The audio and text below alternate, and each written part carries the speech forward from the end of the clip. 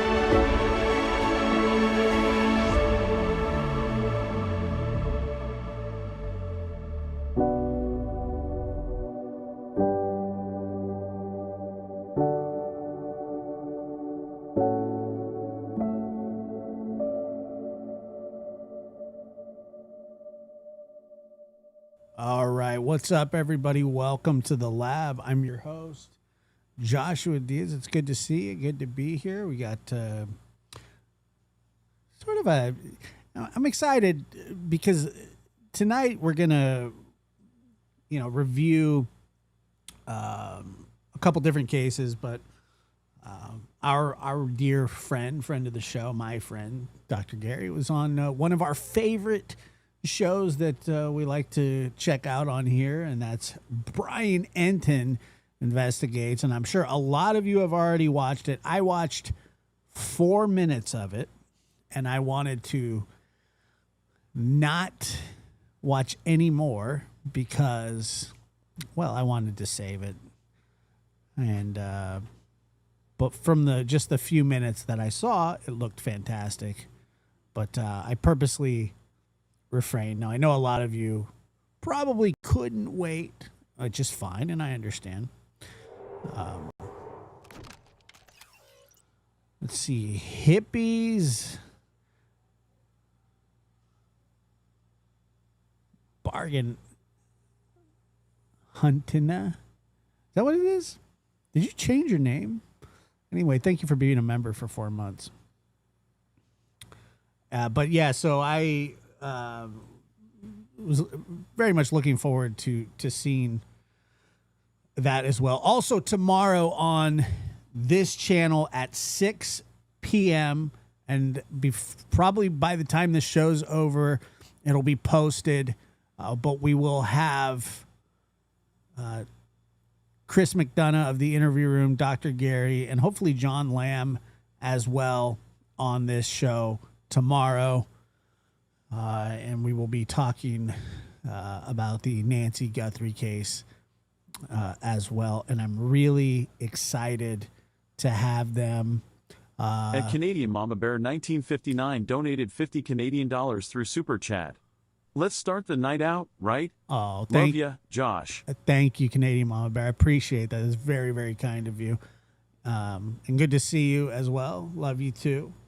Canadian Mama Bear, long time member and supporter. So it's very kind as well.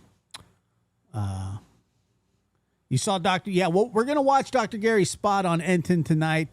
We're going to start off, though, with the Bahama. I don't know. I don't think there's like a catchy name for it, but we're talking about the Bahama drama. I mean, I don't know. I don't know what it is, but it just seems really fishy and odd and sad and I don't mean that. I didn't mean that pun literally. It was accidental, to be honest with you. But we will check that out. But anyway, thank you guys for being here. If you could like the stream as well. And let me pop this. Chiznat is out. And I'll say hi to some people, and then we will get going. All right. The Giants lost again. I don't even know how many that is in a row. The San Francisco Giants are the worst team in baseball. I mean, they cannot score runs. We actually started a game or started an inning without a right fielder today. It was a professional baseball team. How that happens? I think that the right fielder couldn't find his glove, which is what happens in Little League games. The Rays are good. The Rays are extremely good. But anyway. So, let me say hi to...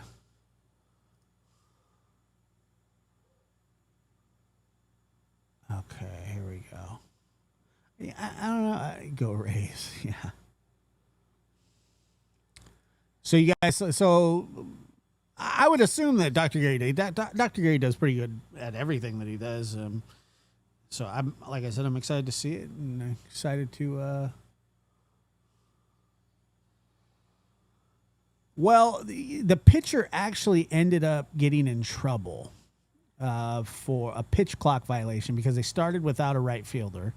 And then the right fielder, who's slightly overweight, came running out as fast as possible out of the dugout because he was late. And it was embarrassing to everybody. Then he was in right field, and he was sitting there, he was sucking wind. You're like, and, you know, you're just praying, do not hit it to him. Do not hit it to him. Do not hit it to him. It was embarrassing. Seriously, I coached a Little League team for years. And I can't find my glove. That's what I can't find my glove. Well, whatever times I'm on the West Coast. So whatever time you are in, if you're East Coast, it'll be 9. But whatever it says for you, I get this question a lot. Whatever it says for you on the notification, like it'll say this, it changes it from wherever your time zone is. So,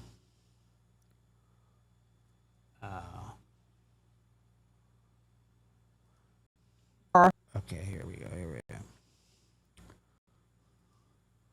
So people were razzing me yesterday. They were like, "Come on, play Nancy. So we'll see what Nancy Grace has to say about this. Although I heard that Banfield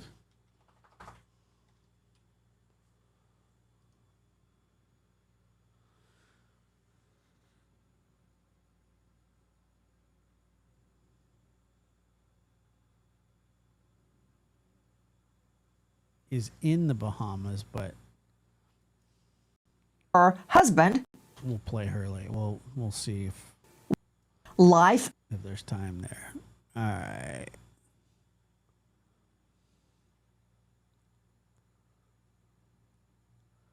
She did.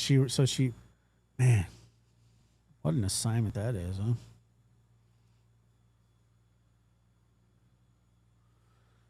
Give me a second.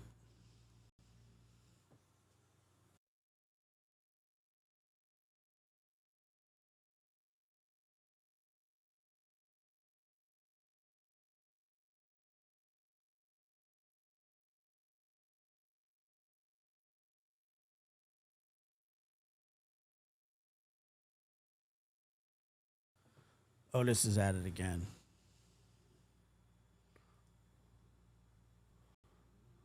Ooh, what's up, Nance? She's doing a show tomorrow. I know she did one yesterday. Eric, what's up? All right, let's dive in. That's a nice microphone she has.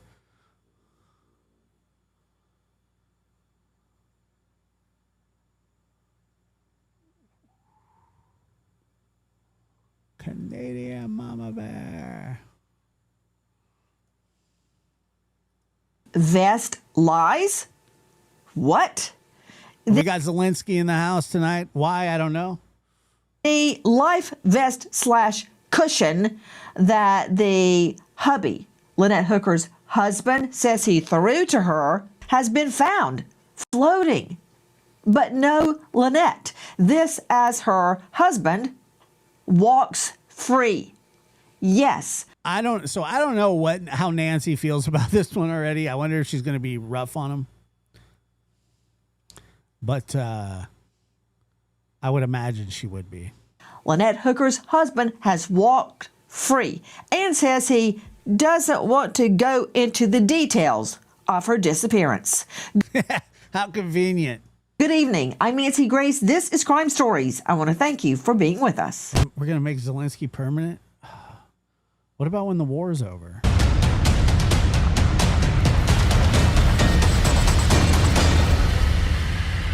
She bounced off the dinghy. How does a person bounce? Okay, and then the darn moon. Every time dinghy is said tonight, there will be a bell. I can't help it. It's just how life works. So, The moon wasn't up yet, so he couldn't see. Every one of those coincidences, as you call them, are explainable and do not mean beyond a reasonable doubt he was guilty. Ryan, what do you want to tell people who think you're responsible for your wife's disappearance? Any response about the conditions? Brian, just any message you want to send about finding your wife. Brian, just any message about finding your wife. Any message about finding your wife. Excuse me. Thank you so much. Do you know where you're going to go now? I'm not sure yet. All right. damn, look at his face. You know who that reminds me of? That guy that killed like 4 of his wives, or at least was accused of it. He was the cop. What was that guy's name? Look at that face.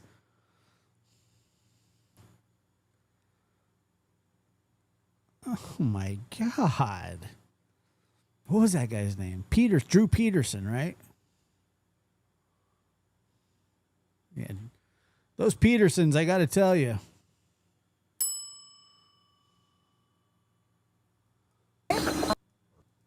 Did he ask about Lynette?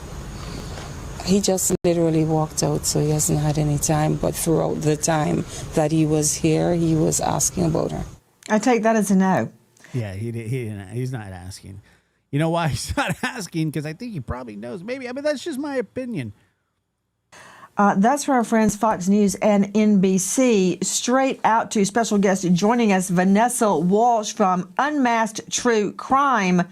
So his defense lawyer, he's free. He's walked free. Apparently there's nothing to hold him in the Bahamas. It's one of those no body, no cases scenarios. That's what I'm saying. I really think, and I hate to say this, but I think if they cannot find her body, if God forbid she's swept out to sea, never to be seen again, I mean, I just do not think there's going to be much that they're going to be able to do.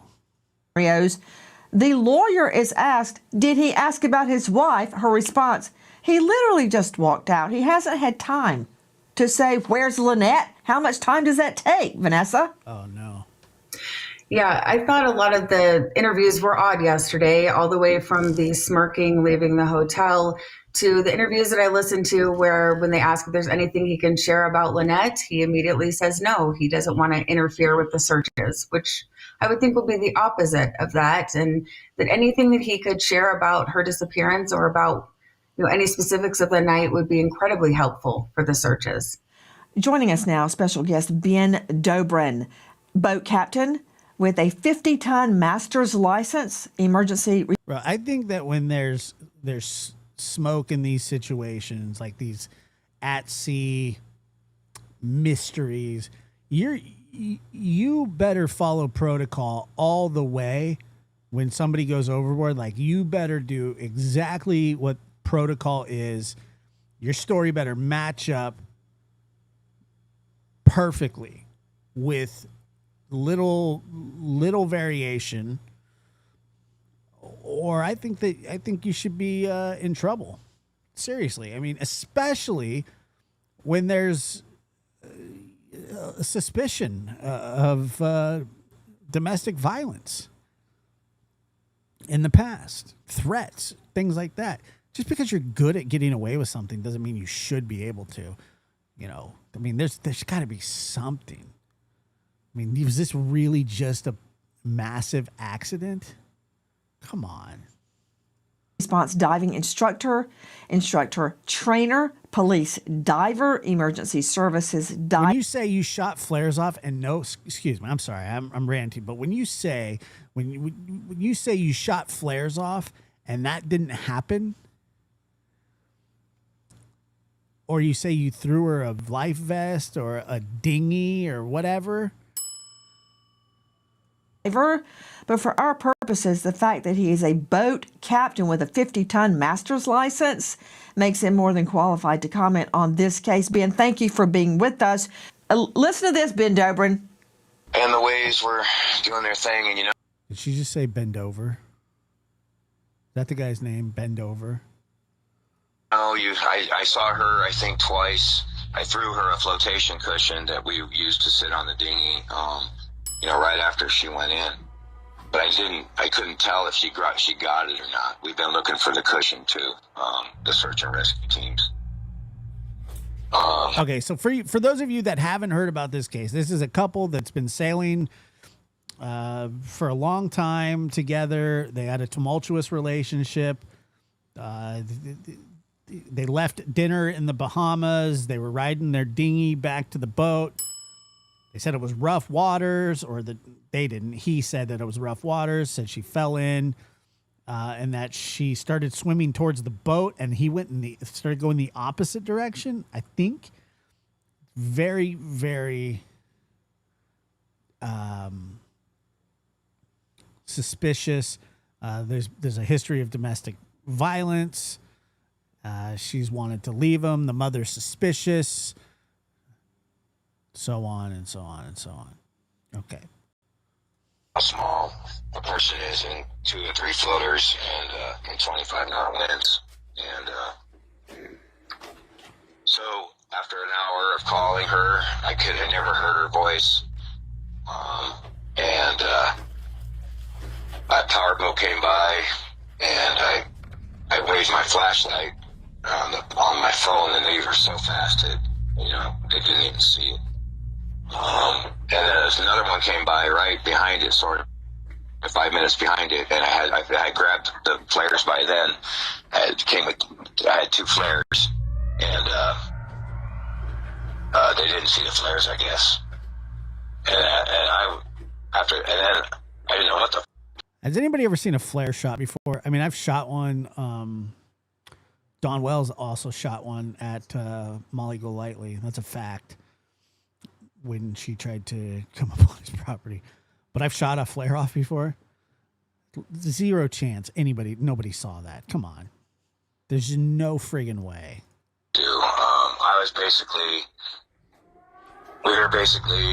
the time I got the anchor set, I was probably a quarter to a half a mile away from her.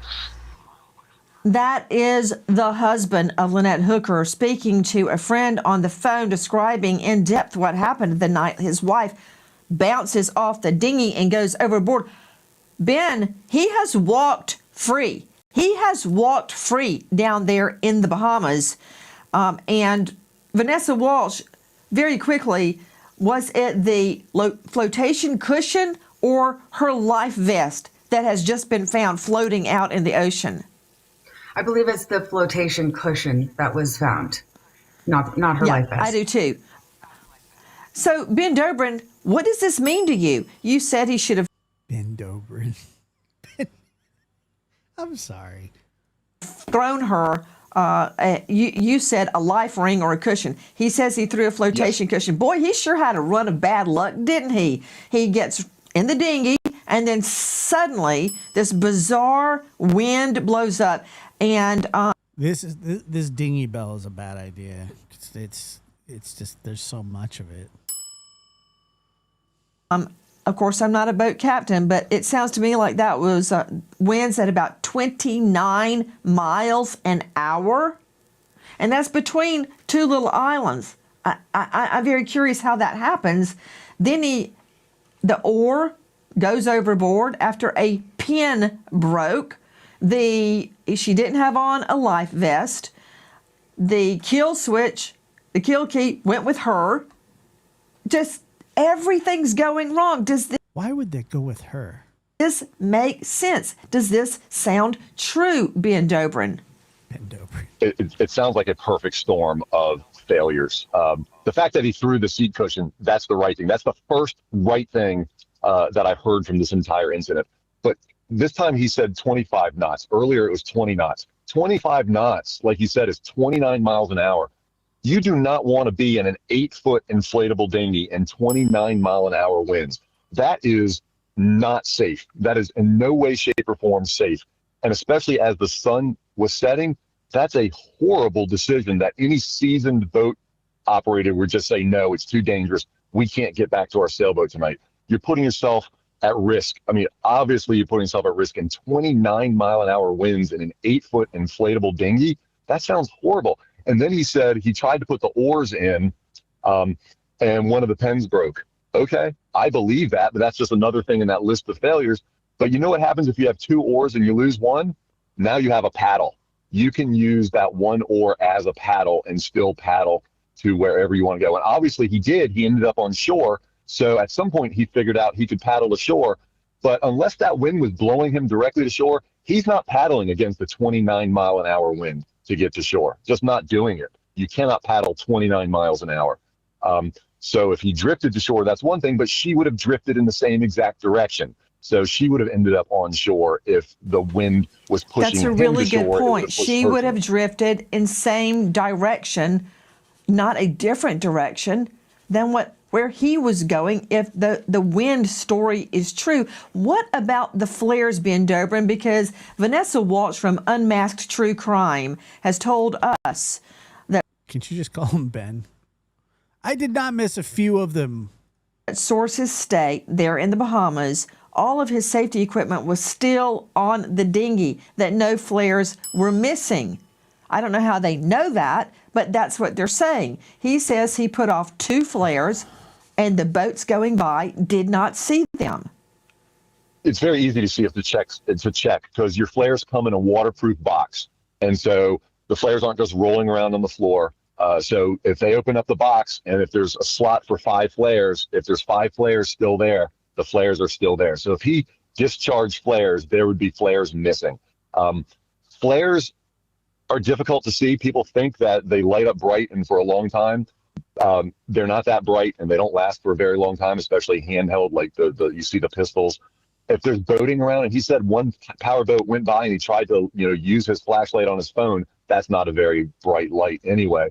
But if there was power boats around and a flare in those sorts of situations, like he was leaving a restaurant and going back to him, there was boats around, they would have seen a flare. But the fact that somebody has said they checked the safety equipment and all the flares were accounted for, that doesn't sound like he shot a flare if all the flares were accounted for. I mean, unless he had a flare in Listen his to this. pocket. At that point, I was slightly closer to something which has a few houses on it, and I decided I had to go get help. But I could not get to the island with one paddle, and the tide carried me right the first house and then the second house. And so I ended up drifting and paddling for many hours until I landed on Marsh Island about 4 miles away. The dinghy key was not attached to me, so when we were around trying to get back in the boat, the sun was falling when it kind of dropped off. It was a magnet key, for the electric motor. And it was a cascade of failures. And Wait. He what? He left the Bahamas? He flew home?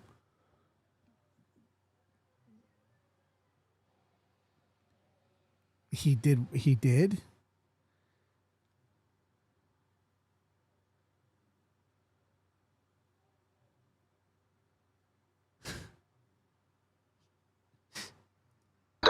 It's something I'm never going to forgive myself for. And then, so this happened like Saturday night, airing all day at the place called Tahiti Beach. And they're going to have a beach bar that pulls up on a barge.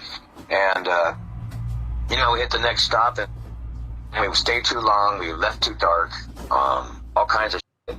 no life jackets. I had the two that you stuff, under the seats that nobody ever wears for, Coast Guard purposes.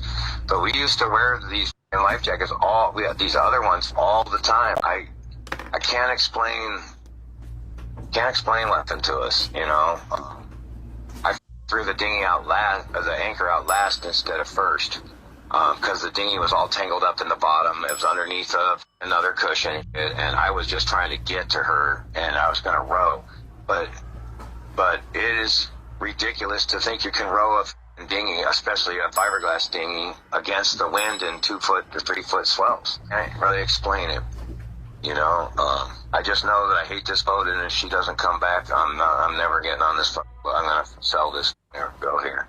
Every single thing that's good on it came from her. Every cute idea and awesome idea. I just fix, but she really creates. And we still didn't wear our life jackets, and we could have got run over, in the dark by some of these Bahamian drivers were crazy, and they wouldn't see his stupid headlamp instead of a dinghy light. And we just kind of take all these little things for. Guys, our friends at Unmasked True Crime, that is Lynette Hooker's husband speaking. So that's what I've got of him on the phone. Dobrin, what do you make of that last bit of sound of him on the phone? He's saying all the right things at this point. He realizes, it was a cascade of failures. It was an absolute cascade of failures.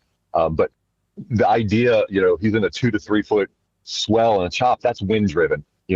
That's not ocean swells. That's wind driven. Everything would have been pushed in the same direction.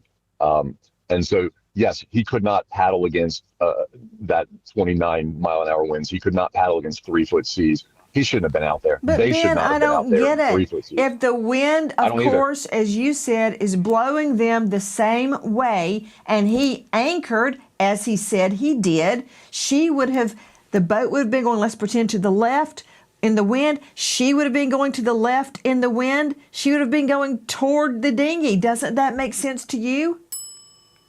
Yes, if that's the way. If she fell off on one side, she'd be pushed. At first, originally, yes, initially she'd be pushed in the dinghy. But once she got past the dinghy, if it was anchored, they would be separating. If he was anchored and staying still, they would start separating. But he said the anchor was the last thing he threw out. So the anchor wasn't deployed for a while. He was going in the same direction that she was until the anchor was deployed. And he said that was the last thing he did was throw the anchor out. So they're going together. And he said the wind pushed him to a different island. It would have pushed her in the same direction unless she was really trying to go against it. They were going in the same direction. And with 2 to 3 foot chop, you're right. He would not have seen her as the sun was setting in a 2 to 3 foot chop. But the idea of being in a 2 to 3 foot chop and an 8 foot dinghy with a very tiny motor on it, not wearing your PFDs, the whole thing just sounds, you could not write a worse script. That's going to end in disaster almost every single time. Ben Dobrin joining us, boat captain, 50-ton master's license, diving instructor, and more. Thank you for being with us. Ben Dobrin. If you have been leaning on credit cards lately, just American Financing is helping homeowners tap into their equity to pay. Yeah, how many times can he lie? 688. Has he been COL? Thank you for being with us. As a matter of fact, has he been searching at all?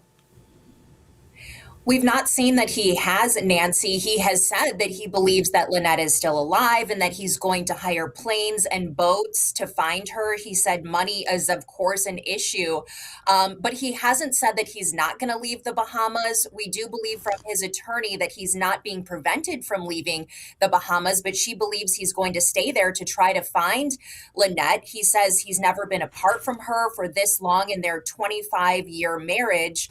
And he's willing to talk about. Wait a minute. What? Oh, wait a minute. Hold on. Melissa Andrews joining us, crime investigative anchor WTOL. He said he's never been apart from her for very long in their marriage. And that's not exactly true, according to Lynette's mother, Darlene, that we talked to, and according to her daughter, Carly, who both told me that they did separate for a matter of months a couple of years ago and were able to. Well, the thing is, so on this channel, Zelensky is the mascot Haven't made it permanent. On the other channel, McLovin's the mascot. Also not made permanent. Reconcile. So that is false. You're correct, Nancy. You know what, Melissa Andrews, you're right, WTOL. Joining us right now, neighbor Jordan Plintz, the neighbor in the U.S. of Lynette and Brian Hooker. That's absolutely not right. I've got him. Hooker and bend over. Right here saying, I don't think I've ever been apart from her in 25 years. You know what? Let's hear it from the horse's mouth. I don't think I've ever been apart. You just call him a horse. From her in 25 years. Oh, God. The hell was that? In 25 years. It's sick. For this long. I haven't been away from her in 25 years. Sorry. Bull crap.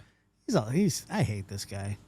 At Eric Schultz 6865 donated $5 through Super Chat. He's gonna use his own money to find her like OJ was going to spend the rest of his life looking for Nicole's killer.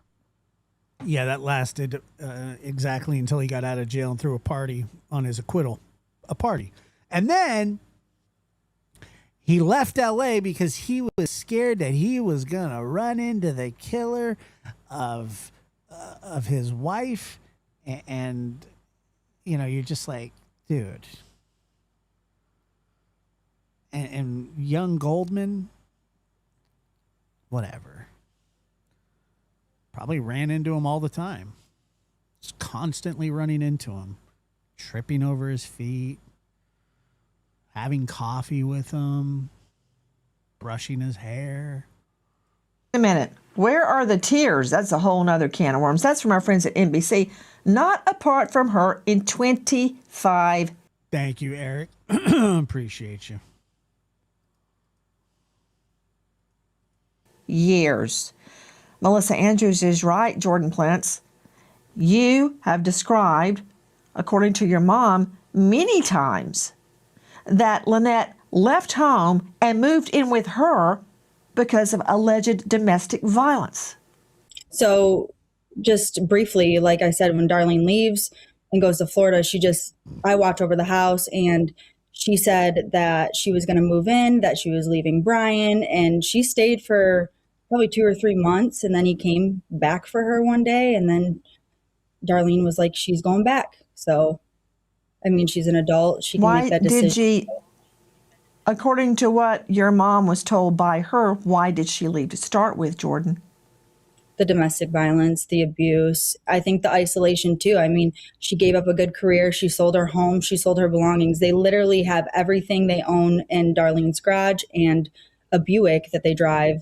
But other than that, like, they don't really have anything other than the sailboat.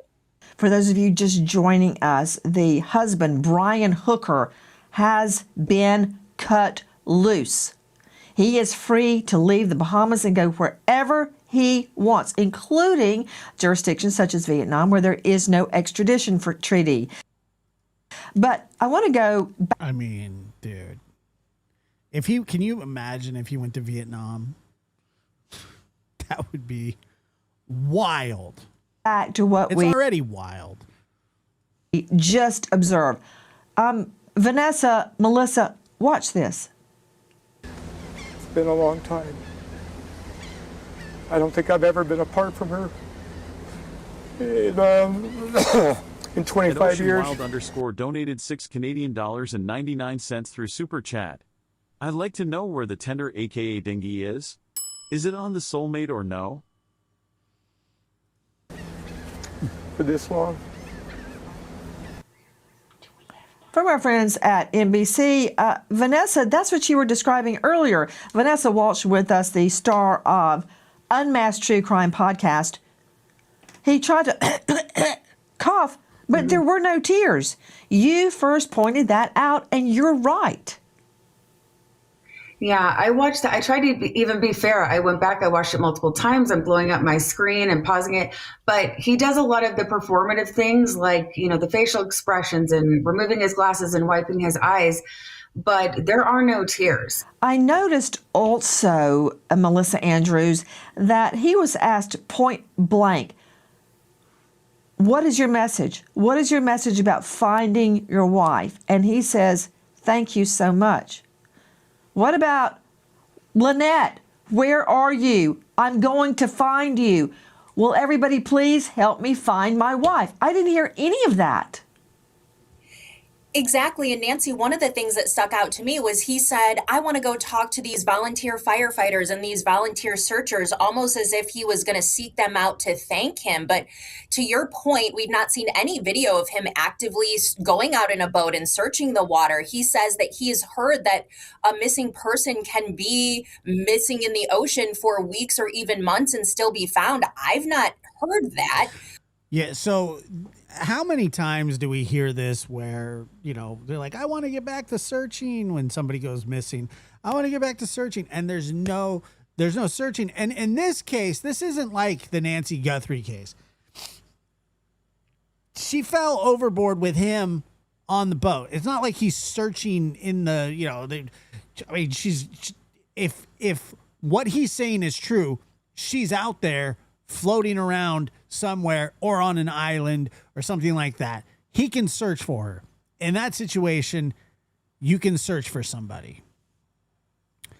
Other people are. But we've not seen him looking through any marinas or on anybody else's boat or anything of that effect at all. It's more like, I want to go thank these volunteers. Don Wells said that too. I wonder if he actually did ever go thank them. Vanessa Walsh joining us. Vanessa, the timeline is very curious, very curious. He states his wife bounced off the dinghy. How many days passed before a search crew started looking? How many days did he have that he went without searching for her? Well, this is what really stuck out to me, because he keeps repeating what he thinks are all the right things and saying that he wants to look for her and he can't stop looking for her. But when you look at the timeline, she went missing on the 4th. She was reported missing the morning of the 5th. He was not arrested until the 8th. And even if you give him that on the 8th he was being questioned, he still had a 3-day critical window to search for her. And the audio that was released between he and a friend was recorded on Monday, April 6th. So, and we've seen all these other conversations that he's had with other people and text messages.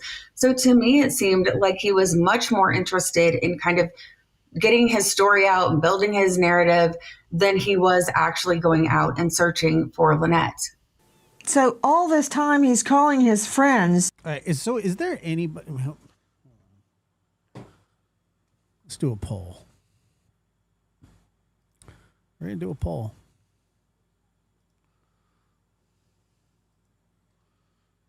Do you believe Hooker's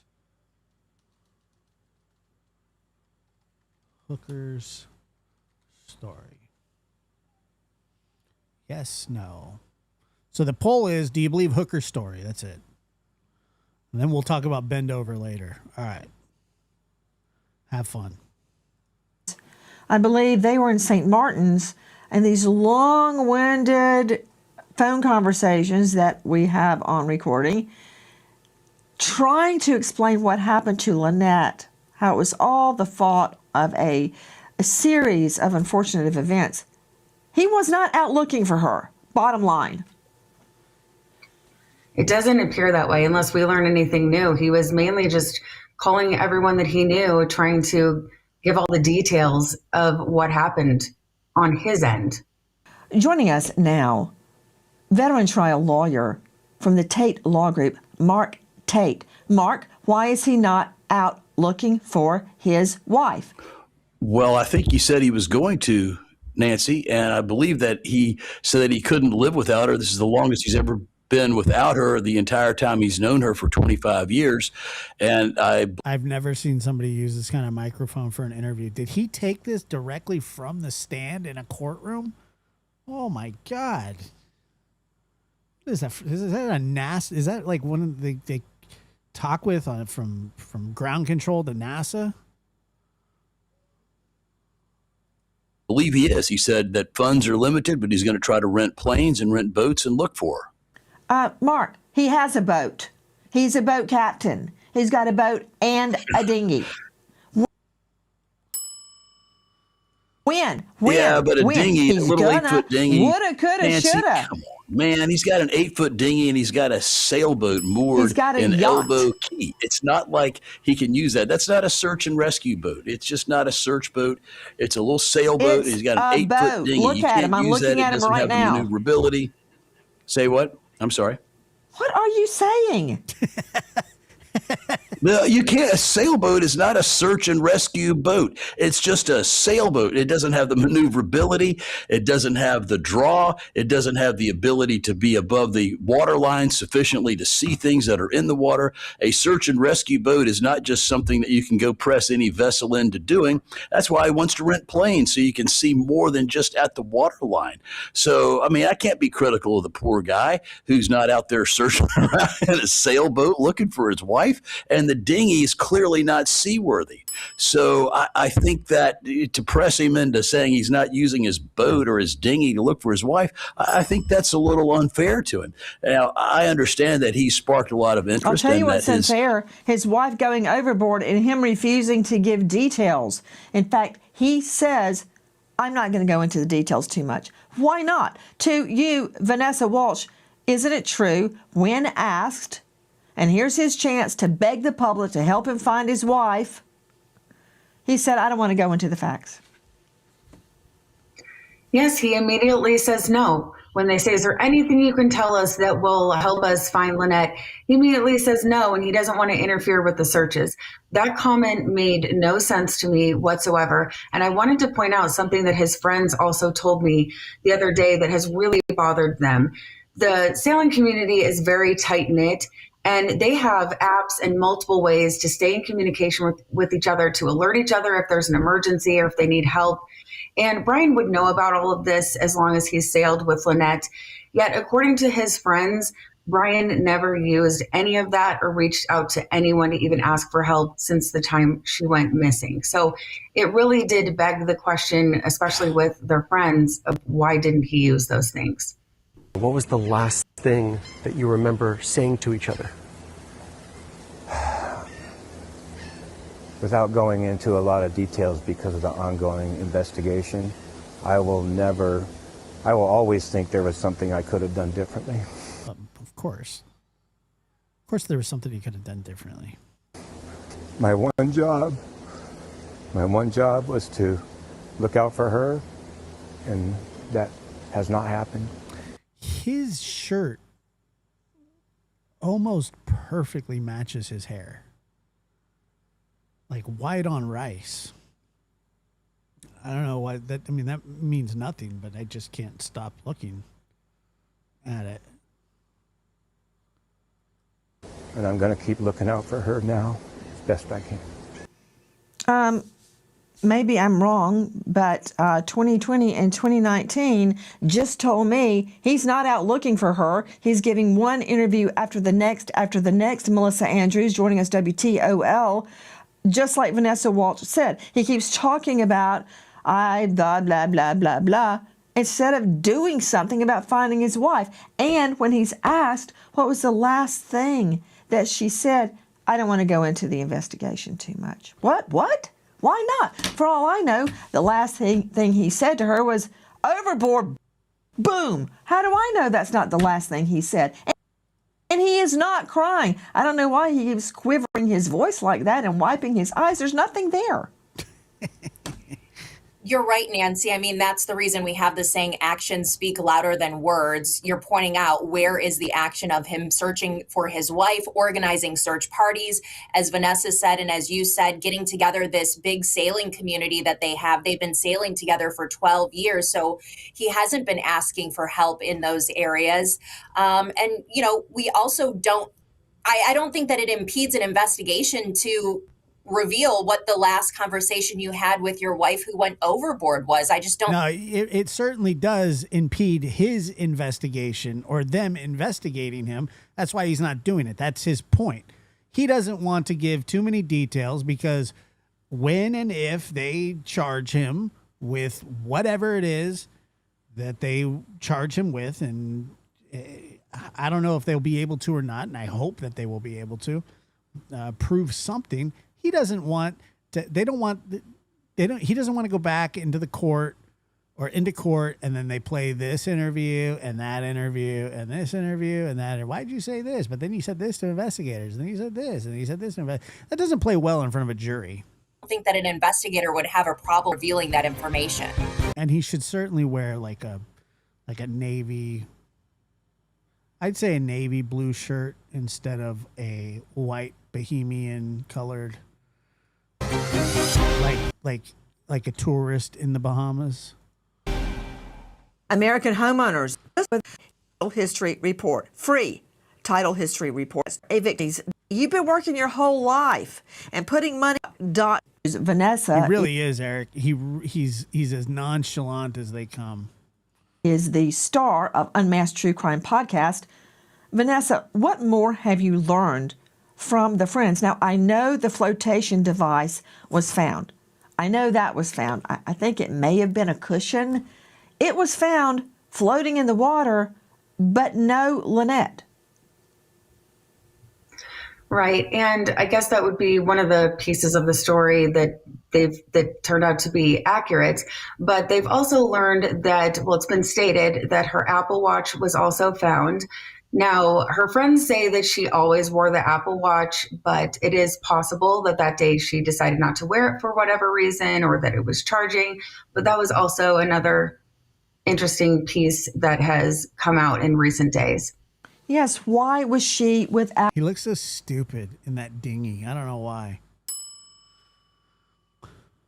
Out her watch. Sydney Silvani joining us, Crime Stories investigative reporter. Sydney, take a look at this new video we've gotten from our friends at Law and Crime. It looks to me like the Coast Guard or the Bahamian police are boarding his vessel. Right. The Soulmate was searched. There was a warrant for electronic devices, including cell phones and laptops. So the boat was searched, and we were hoping maybe some blood, maybe some evidence Lynette was on the boat to keep Brian Hooker behind bars. But as far as we know, nothing of that nature was found on the sailboat. What do you mean, nothing of what nature was found on the sailboat? Blood or an indication of violence between Lynette and Brian. How do you know that? We don't know if anything of that nature was found. I would hope if it was, Brian Hooker would still be behind bars. Yeah, I would hope that too. Mark Tate, can we just get real? Take off your defense hat. I'll take off my prosecution hat. We know from other cases you and I have investigated and covered. Look at that face. Look at his face. Look at his face. Look at his face. We know from other cases you and I have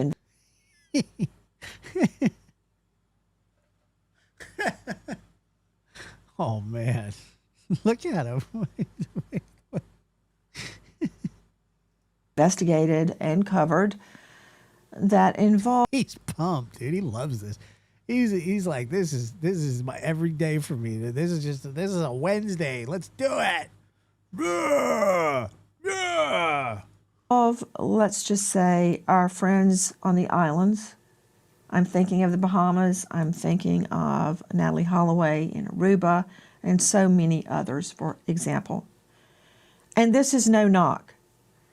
Their forensics teams have much to be desired. And I mean, that's true here in the States. A small town PD does not have the knowledge, the wherewithal. We're seeing it play out right now in Tucson in the Nancy Guthrie search. Once those mistakes are made, once that crime scene is destroyed, it's over. If there had been evidence, it's probably gone by now because so many people have been on and off the vessel. If there had been any evidence to start with, they don't know how to handle a sensitive crime scene. It's not their fault. Yeah. It's not their expertise. They don't have that many homicides. That's just the deal, Mark. Well, Yeah, I don't disagree with you. From any lawyer standpoint, that we're dealing with something that's a very serious potential charge, we really do want both the prosecution and any defense lawyer. I mean, his microphone is absurd. Wants a very well preserved, thoroughly investigated scene. And he's got way too much gain on that thing. You can hear it pop every time he talks. That thing's brand new. He went out and got it for Nancy and Nancy only. Because a thoroughly investigated scene may very well have as much. By the way, this is pre-recorded. Nancy's producer should be telling this guy, hey, buddy, this isn't your testosterone that you're taking. Come down a notch, okay? Information that would exonerate the accused as it would to implicate the accused. And we see that many, many times. Overlooked, untested, improperly gathered evidence can favor one side or the other. If it's improperly collected and a defendant can show it's improperly collected, then that can cause there to be reasonable doubt in a jury. However, if an investigation is pristine, then we know that when someone's convicted, so long as the evidence is properly presented, that's going to be a good conviction. They have an AIS tracking system of the boat, and apparently he was on the boat while he was paddling to shore. So there's history of him choking her out and threatening to throw her overboard. So the fact that this is actually happening makes me believe there's more to the story. I've seen him choke out one of his daughters before, and we had to go to court for that. And I was only in 3rd grade. So he's just repeating patterns. That is Lynette's daughter, Carly Ellsworth, speaking out about alleged prior incidents of domestic violence. Jordan Plint's joining us, Lynette and Brian Hooker's neighbor back in the States. According to Lynette's daughter, she observed domestic violence all the way back to when she was in the 3rd grade. Are you surprised? No, because it's something that they always continue to do. It's not like a learned behavior. It's a pattern, like she said. And it's sad that she probably only remembered from 3rd grade on to adulthood. It probably was happening going past before that. To Vanessa Walsh joining us, he is absolutely free to leave the Bahamas whenever he wishes. I want you to hear what the Royal Bahamian Police Commissioner had to say. If he leaves the country, and we need to see him again, we do know that our U.S. counterparts will assist us with that. So we will not hamper in any way him leaving the country. Vanessa, what's to stop him from going to a jurisdiction where we don't have an extradition treaty? There are many of them. Well, I do think, optics-wise, it's going to look really bad if he leaves the Bahamas and you've got, local searches going on and police searches going on and U.S. Coast Guard searches going on. Well, guess what? He gone. Would be surprised if his attorney wouldn't, I'm not an attorney, but I'd be surprised if she didn't tell him to stick it out. However, it is important to note that there are questions about whether he can leave right away, because if you'll recall Well, he did. They must have recorded this either last night or early this morning. That audio, he does say that both he and Lynette's passports were in the dry bag that was attached to Lynette that went overboard with her. So I'm not sure if that was true when he said that on the audio, but logistically anyway, his leaving may not be that simple right away. It's pretty simple. You just heard from Lynette's daughter, Carly, with bombshell claims that domestic abuse had been going on since at least the 3rd grade, and she looks to be up in her 20s. Well, hearing that, this is what Hooker's lawyer had to say. He does not want to dwell on negativity. He has been reluctant to respond to the claims made by his stepdaughter. She has a medical history that needs to be looked in. She's on certain medication. She can be easily influenced, and that may be affecting what she's saying as well as her grief. Oh, wow. at this time. So all the women are crazy, according to Hooker and his lawyer. That's from our friends at Fox News. So that would mean, Melissa Andrews, that Jordan can't believe her two lying eyes, that all the furniture and everything is in her mother's garage. It's absolutely filthy. A filthy, filthy thing to say. It's almost like that's like somebody would say that would smirk while coming out of jail when your wife is missing. Oh, yeah, he did that too. Forgot. That she, Lynette, has left on several occasions, moved out because of domestic violence. So I guess she's lying. Jordan Plintz is lying. Her mother is lying. That would mean that Lynette had been lying. And now the daughter is lying. They're all lying. They're even saying that the daughter has a, quote, mental illness. She didn't look mentally ill to me. Of course, I'm not a PhD. I'm not a medical doctor, but she seemed to know what she was talking about. They're all lying. All the women are lying. And he's the only one telling the truth. Am I hearing that, Melissa?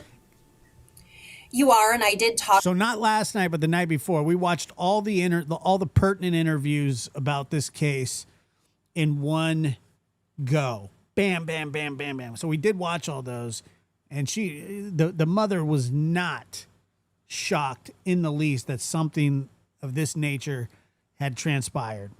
She said she felt like it was going to happen. She didn't know exactly what, but it's just it's the same song and dance, man. To Darlene, and I asked her after Brian's arrest, what did she think about this? And she said that she thought the investigators were spot on. Also, don't forget, we found court records from 2006 that showed that Brian was acquitted of child abuse. So that timeline lines up with those choking allegations of his biological daughter. Again, he was acquitted. What? We also found a police report involving Lynette and Brian in Kentwood, Michigan. Okay, so he's acquitted, but they're blacking out, I guess, where the marks would be. So who gave her the marks? Michigan in 2015, in which Lynette was detained for battery. And those charges were never filed because the police said that they couldn't determine who started that alleged assault. So he called police on her, but when police got there, they did not execute an arrest warrant because obviously they did not believe his story. Vanessa Walsh, star of Unmasked True Crime. Vanessa, what more, if anything, have you learned? Well, when I spoke to his friends yesterday, they were very happy that the U.S. Coast Guard has now opened their own investigation. They felt they had a lot of confidence in them. But they did have some big questions. And the biggest one being, if everything actually occurred as Brian said, then why haven't they found Lynette yet? Because we know it was really shallow water. And apparently some of his friends had talked to the locals there. And they said that unfortunately they do have a lot of drownings there. But what they don't have are missing bodies. So it just really still doesn't add up to them. But at the end of the day, their main focus is just finding Lynette. Hi, guys. Nancy Grace here. Please join us Dude, her whole demeanor changes with the sponsors. on Crime Stories. Gavel to gavel coverage with real-time Fox. Lynette survived, and he remains innocent of any and all charges until proven guilty in a court of law. If you know or think Brian Hooker has been detained for questioning unless disappearance. However, he remains innocent until you know anything regarding Lynette's disappearance, please dial 242-300-8477. Tonight we have confirmed the couple did go to the Abaco Inn restaurant. We have reports that Lynette left her Apple Watch on the boat. And we know the flotation device was found, but no Lynette. We remember American hero Deputy Mark Anderson, Olmsted County Sheriff's, Minnesota. passed away in the line of duty and leaving behind a grieving brother, Eric, and a daughter sentenced to life without dad. American hero, Deputy Mark Anderson. Damn. Thanks to our guests, but especially to you for being with us tonight. Nancy Grace signing off for tonight, but I'll see you tomorrow night. And until then, good night, friend. Okay, so we'll keep talking about that one. So we're going to now switch over to the Nancy Guthrie investigation. We're going to play Brian Enton's interview with friend of the show, Dr. Gary Riccotto. And but before we do, could you please hit the like button? I would appreciate it very, very much. And la da da da da da. La da da dee da. All right. No more hookers and bend over for the night.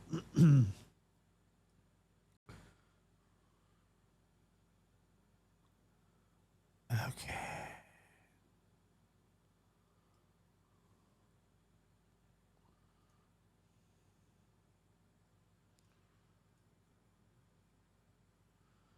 And also tomorrow, right here on this very channel, Dr. Gary, Chris McDonough, and I believe John Lamb will all be appearing here for a spirited conversation. All right. Let's roll. Hey guys, thanks so much for checking out my show. I really, really appreciate it. Please click to subscribe. I really appreciate all of your support for my work and for my channel. Today is day 74 in the search. Oh, by the way, if you haven't, if you type in my name and Nancy Guthrie, a bunch of articles will come up from websites about my time on the Interview Room, where they discuss my thought and theory about why the $1.2 million has not been claimed. A lot of places picked it up. I was very shocked. Very sweet. All right. For Nancy Guthrie, which is, I mean, I say this all the time, but it's hard to wrap your mind around the fact that it has now been 74 days since an 84-year-old woman was literally just snatched out of her home in Tucson, Arizona. And matter of fact, let me show you really quick because I'm proud of it.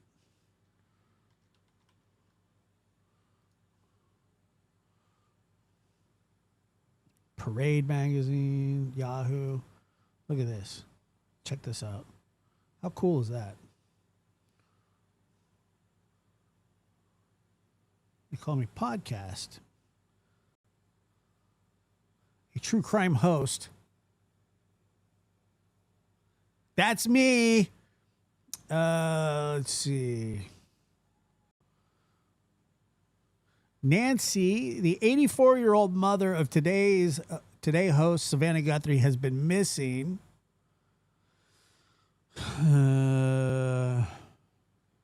since February 1st. Now, a true crime podcaster has offered a new possible reason why the trace seems to have gone cold despite a hefty $1.2 million reward and several ransom notes. In a recent interview of The Interview Room, Josh Diaz said, "I think it's more than one person involved in this. I think the reason that nobody's come forward, and I think that, 2 to 3 suspects, is that they can't do it without incriminating themselves." He added, "They have to say everything they've done, everything that they know. I don't think it would be that easy for somebody to turn on their co-conspirator. I think whoever is involved in this is kind of ride or die." However, not all guests agreed. However, not all guests agreed. Former FBI Special Agent Maureen O'Connell suggested that if there was more than one person involved, another website made it seem like her and I were beefing about that. And then the comments roasted us and said, oh, yeah, these guys are idiots. Which wasn't nice either. All right. Anyway. But there was so many of them. What the hell?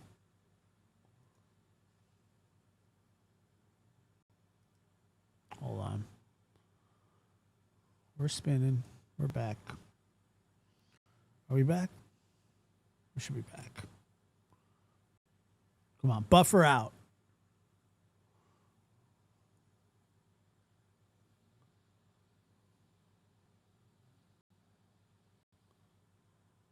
Who's Coffin Topper? All right, I think we Coffin Topper. And thank you, Canadian Mama, very so kind of you, as always. But check this out.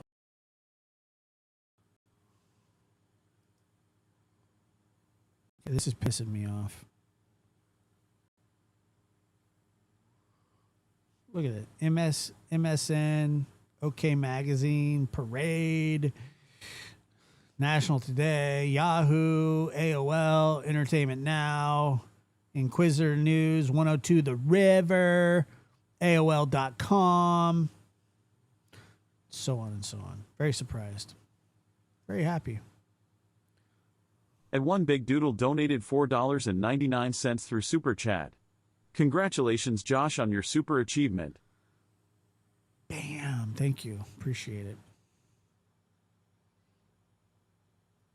Basically just vanished, and we still don't have a suspect, and we still don't have an arrest.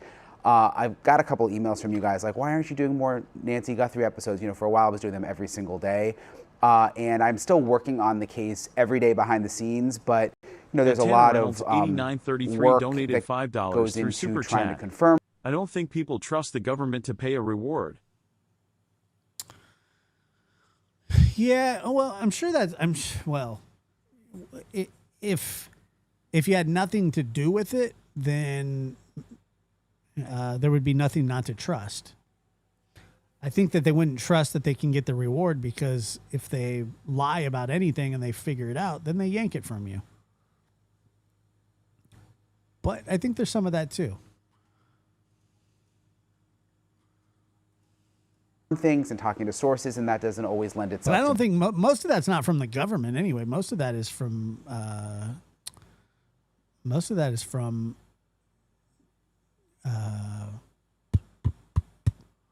the Guthrie family, or Savannah at least.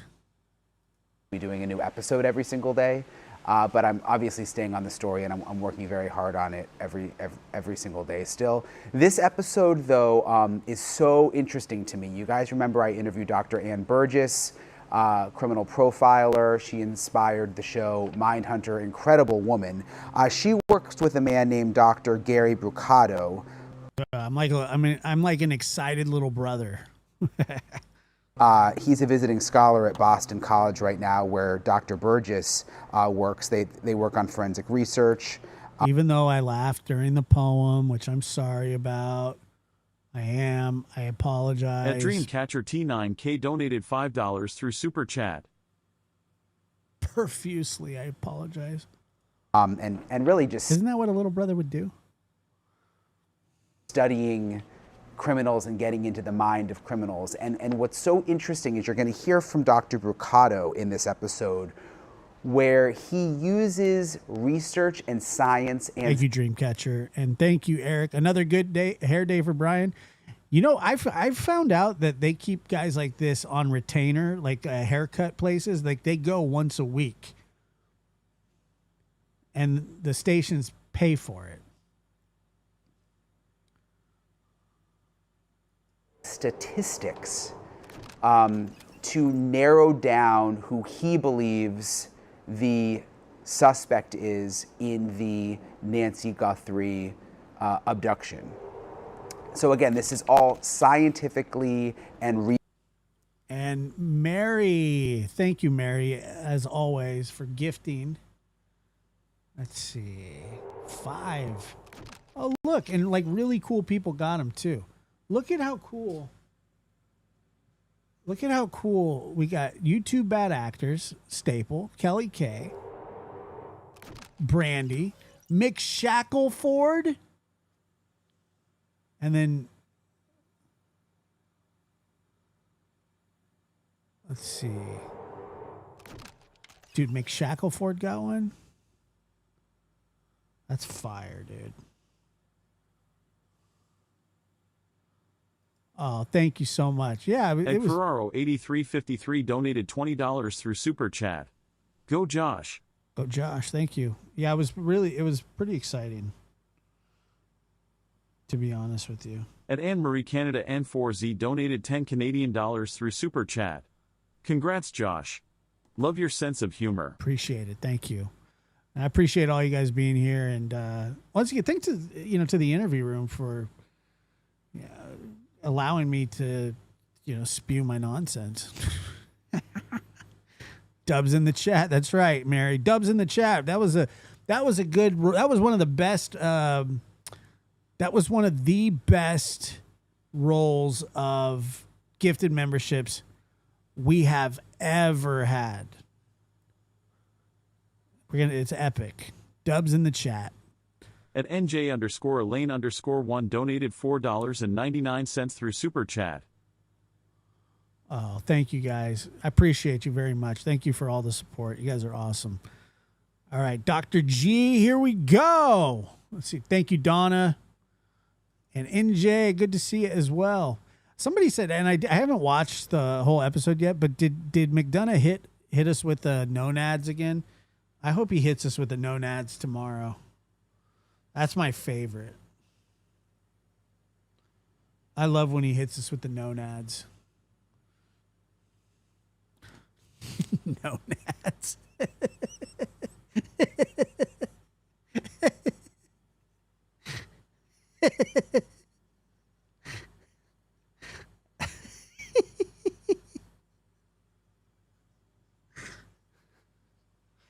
It's Officer Nonads over here.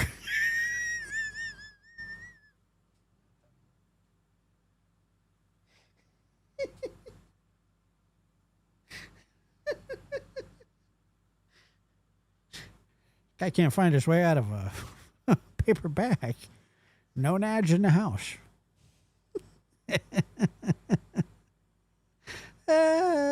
research driven, which he explains, which I find to be just absolutely fascinating. And he's going to explain that 92% of women who are killed know their killers in some way, which he believes means that the person. Imagine being the son of like Chris and trying to get away with like smoking pot in the house.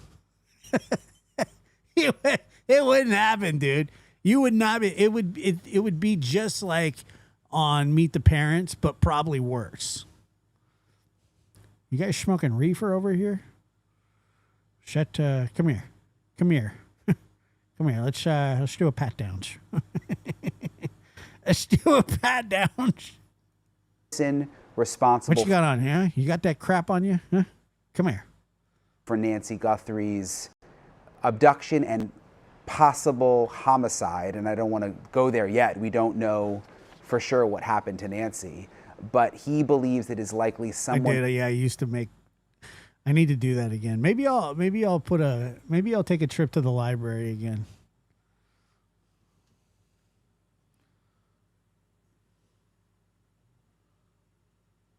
Dude, what you doing there, what you doing there, home?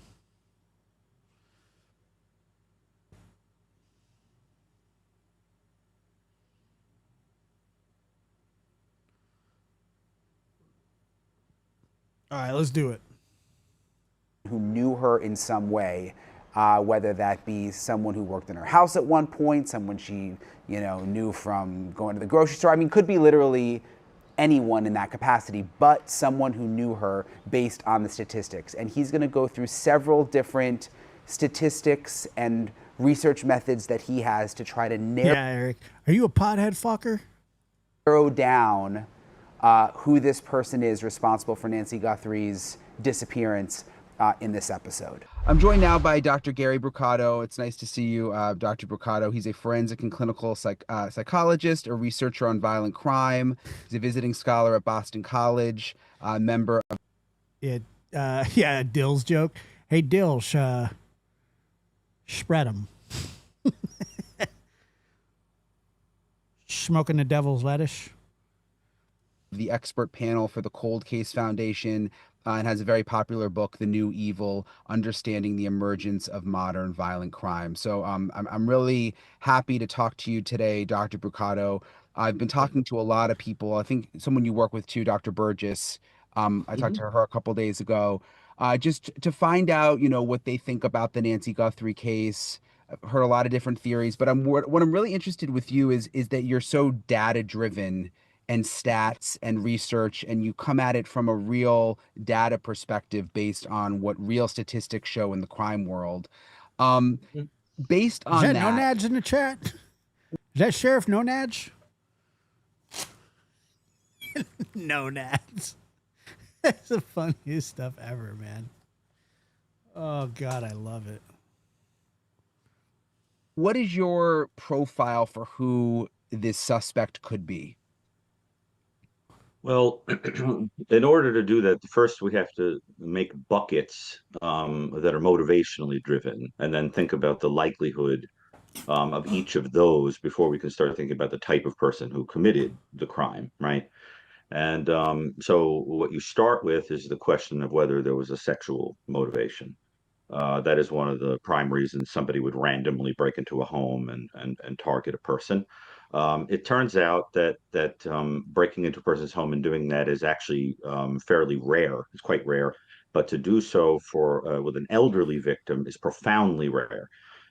Because when a person is breaking into a home to do that, generally it's a serial offense that somebody is going to keep doing over time, and involves a paraphilic behavior, meaning that the person is kind of drawn to a certain inappropriate group sexually, and will do that over and over again. And for that particular paraphilia, I mean, you're going to see that virtually never. It's called gerontophilia, where you're interested in elderly people like that.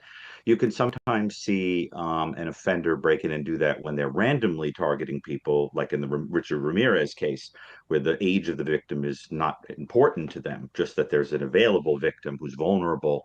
But we would be seeing a spate of these in a few places geographically if there were a serial offender present. There's also no fluid that I'm aware of being left at the scene or anything suggestive of that, and no fantasy elements that tend to be necessary for those kind of offenders. I really don't think that is on the table. And then you think about the possibility of robbery. Well, it's true that there are over 1 million financially driven offenses that go on a year. It's a little tricky, though, because in this situation, nothing was taken. If you're abducting a person with the intention of putting them up for ransom, ransoms statistically generally... Gary and I disagree on that. Well, we don't disagree, but he's convinced that nothing was taken because that's what the sheriff said, but I don't believe anything that that nuthead says. Are put up are requested within 24. Hey, Donna! I hope you're having a good time. I know that you're out doing what you do. 48 hours and resolved in a week. There's proof of life because you want the victim out of your hands ASAP to not incriminate yourself as much as possible. And what tends to happen is you wouldn't have an individual who was without her medication, who was injured, so forth, because you would be treating the individual like precious cargo because they are of such high value to you. So that's also very tricky.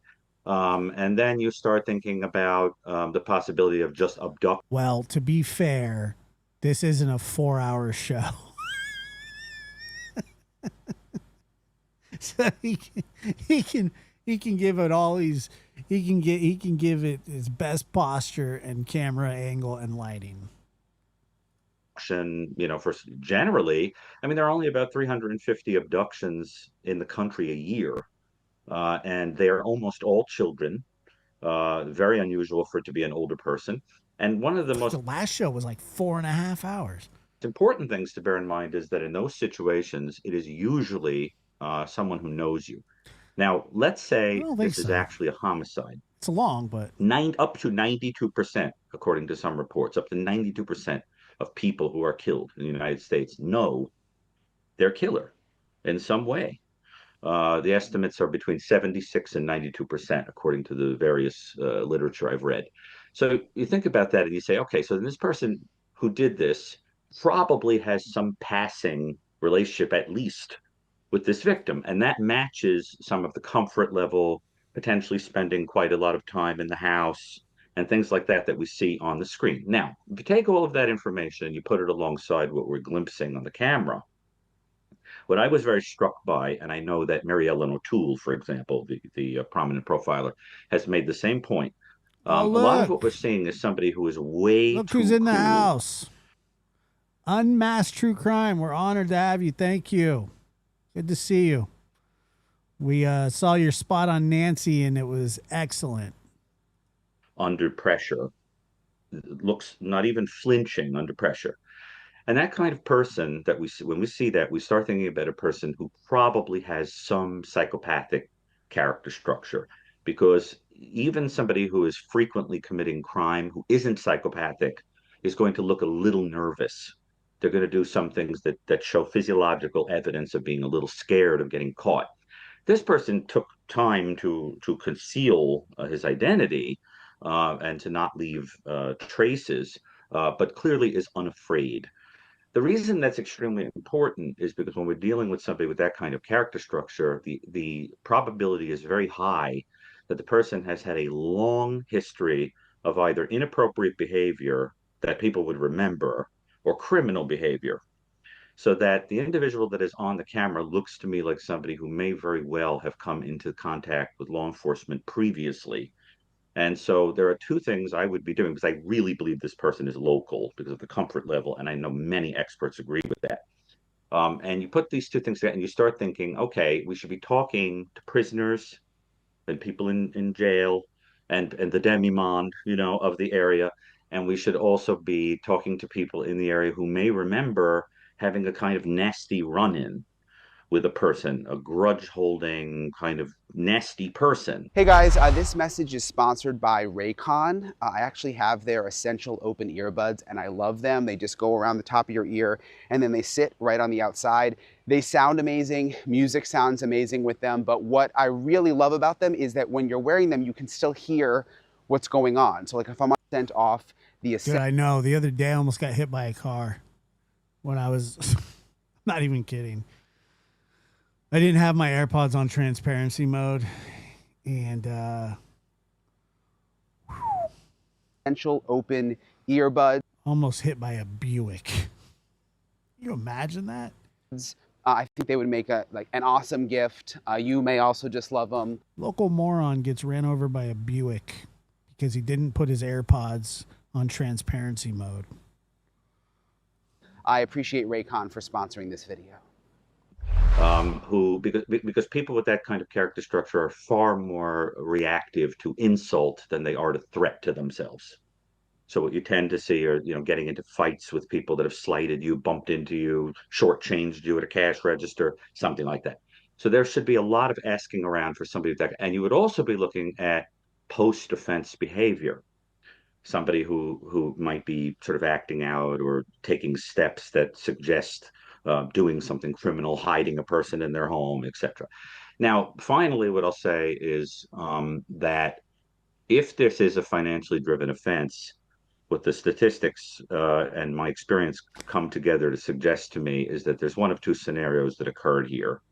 Either a person or persons went in to kill this victim and made an attempt to stage an abduction, or, and this is more likely based on the numbers and my experience, went in to abduct her for financial reasons and it went south. Everything went haywire and there was the need to eliminate the victim. Now, I will also tell you, and I want to be very sensitive about how I say this, My statistics also tell me that if she is deceased, there is a very low chance that she will ever be located intact.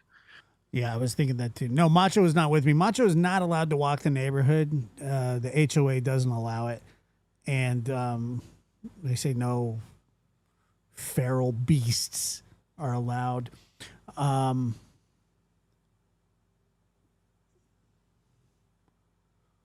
don't know. Buick would be. It looks solid. I don't know.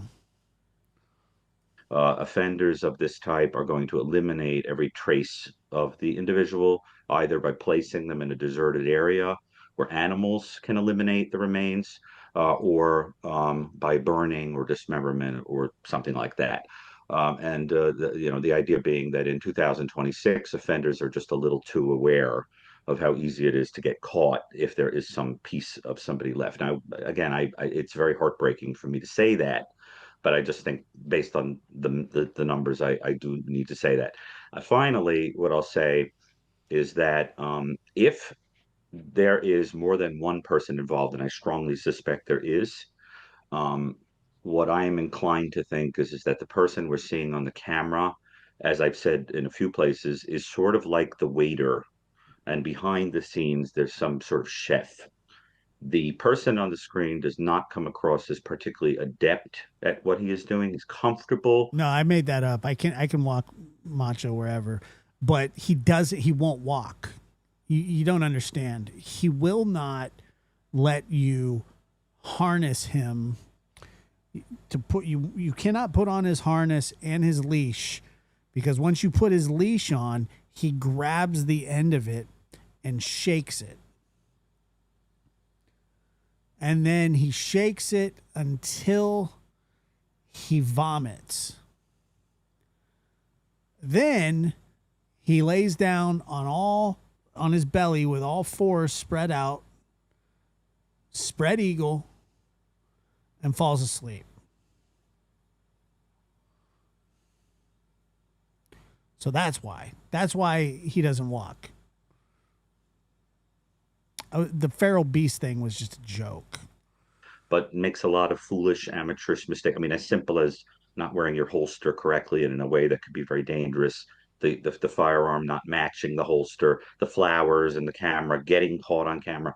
So I think that person is a not particularly bright, but willing to do horrible things type, that might have been asked to participate in this by some more scheming individual behind the curtain.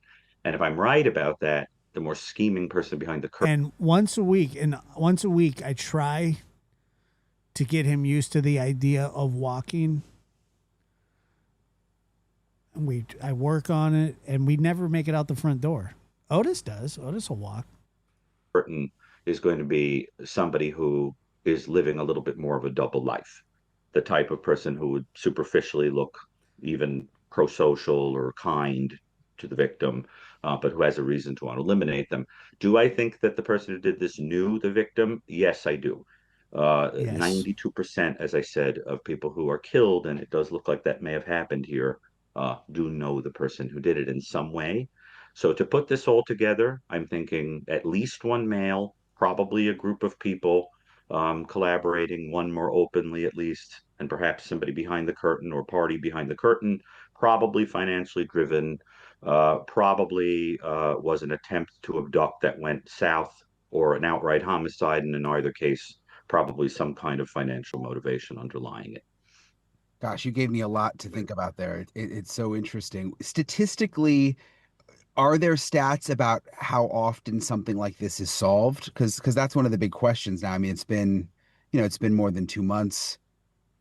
Do the statistics tell us whether there's a likelihood this will be solved or will go unsolved? Well, it's a little tricky because remember that the statistics require that you know who did it in order to determine those details, those motivational details. So we don't wind up with data on, those features of unsolved cases necessarily.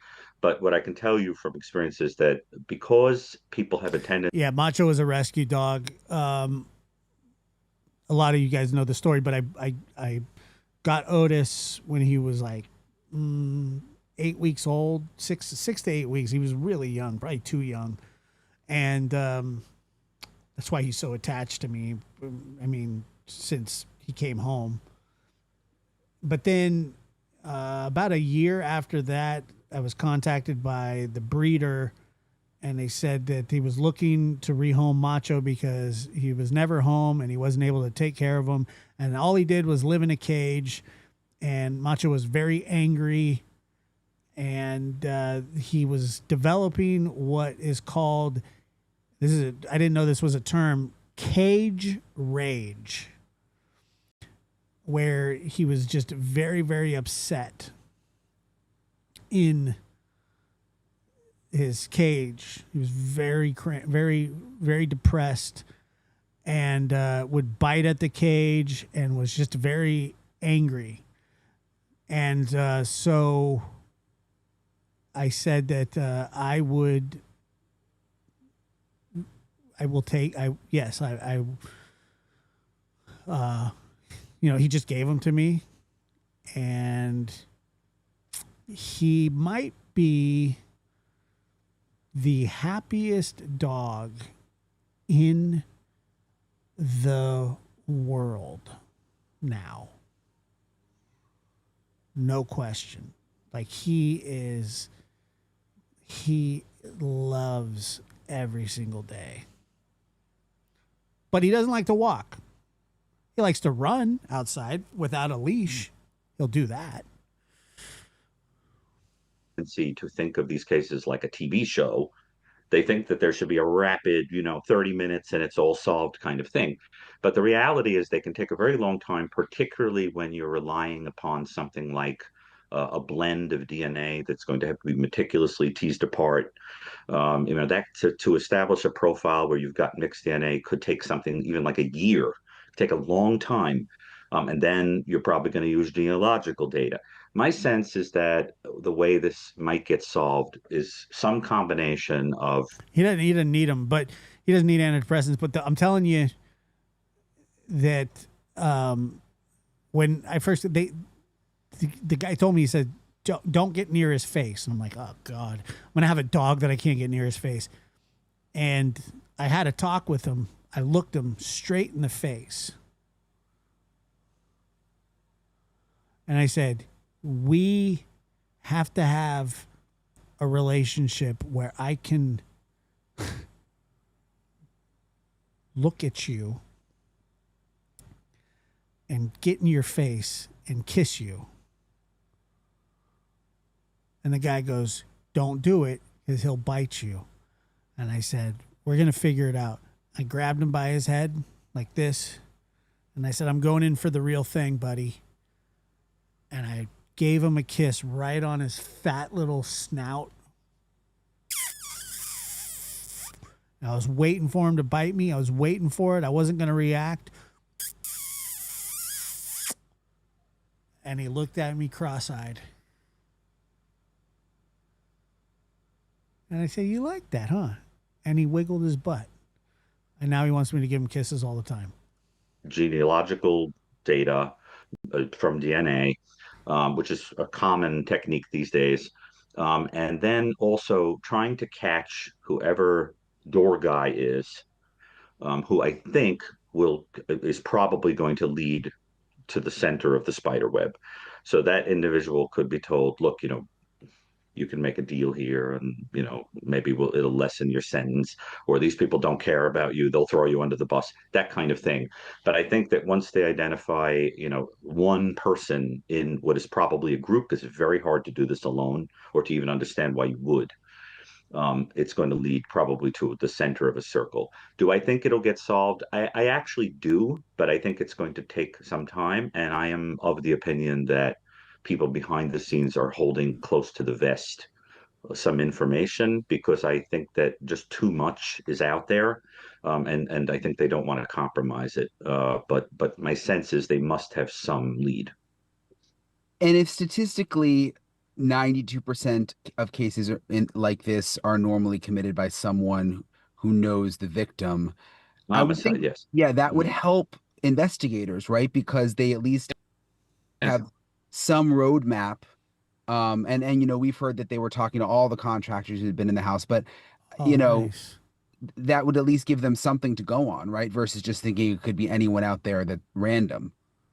Right. Well, an important point is that if a person knows you and they have a personal grudge against you, an emotional grudge against you, or if they commit the offense themselves instead of hiring somebody or asking somebody else who doesn't care about you to do it, you tend to see a much more emotional scene, very explosive, gory kind of thing, because there's rage or some other emotion that is playing out.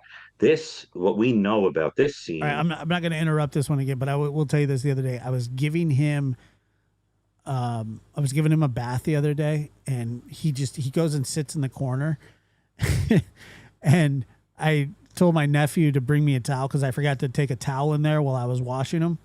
So I was sitting on the ground, crisscross applesauce style. He's in the corner, and my nephew comes in, and then right behind him, his girlfriend was over, and she goes, "Oh, can I see him?" So I said, "Okay, yeah."